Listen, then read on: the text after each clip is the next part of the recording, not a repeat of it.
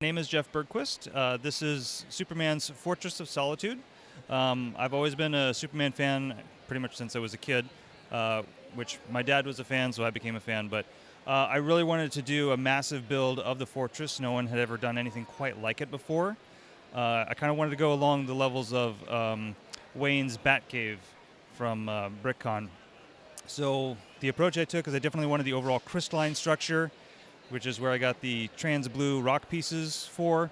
And then I just wanted a packet full of details of various pieces of the mythos from mostly the comics and then a few other sources. I actually made a key that shows kind of what all the different pieces are, including the Eradicator artifact, different sources of kryptonite, the Phantom Zone projector, the Phantom Zone viewer, the rebreather he used in space during his exile, and just anything I could think of that could pack in some different sort of details. Items related to the Superman universe sort of thing. Exactly. As much as I could. And most of it comes from, as it's seen in the comics, a little bit from cinema, but since I read the comics, that was my primary source. Now, the first thing that really catches your eye when you walk up to this is kind of the ice pieces sticking out the top there, which looks really great. But talk about how those are all held together, because it looks like, you touch it a little bit, it might start falling apart. If you touch it a little bit, it may start falling apart. Literally, it's just the top of the rock piece with the 1x2 transparent pieces and then stacked on top of that. So these things, when I take them down, each one comes off individually, and 90% of the time they fall apart in at least a few places as it gets disassembled.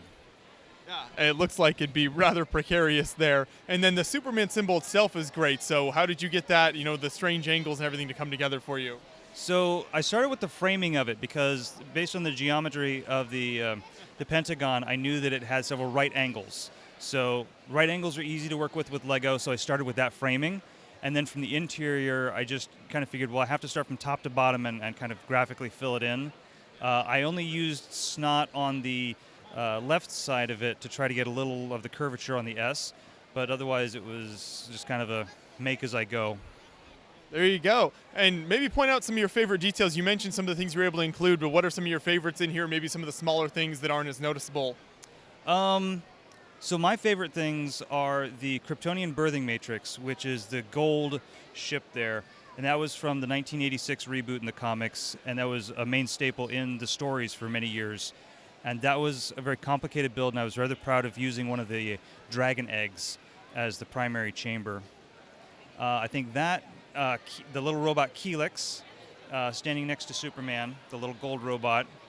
Again, I'm used to building big, so trying to build something small that looks like something else with a limited number of pieces, because there's not a lot of gold options. That was a fun challenge. And then probably his spaceship, Superman's ship, because I like spaceships. I usually build in space. What's the section in there kind of behind the glass towards the back of the build? So one of the things about Superman's Fortress of Solitude is that he has an intergalactic zoo where he's collected animals from planets that have been destroyed or things like that. So I try to put a bunch of just weird creatures back there. Two of them are original creations, two of them I kind of stole out of some other kits. But that's what's supposed to be in there.